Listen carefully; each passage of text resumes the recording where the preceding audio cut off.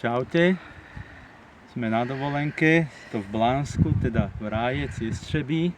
Dneska sme boli pozrieť lom v Blánsku pri stanici, krásna čistá voda, ale keďže je zákaz kúpania, tak ja som si nedovolil tam plávať, tak som prišiel, boli sme pozrieť jaskyňu Balcárka, prešli sme si, pekná, a teraz sme prišli na Pálavu, moje známe miesto, kde som plával 5 rokov český pohár v zimnom plávaní. Tak vy dobre viete, a bol som tu na tratiach 500 a 750 metrov, raz druhý, raz tretí a 3x4 po sebe.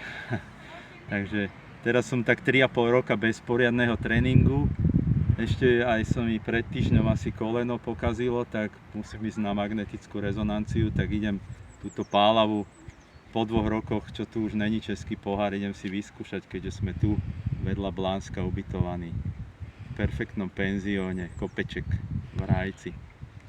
Tak vás pozdravujem a čaute.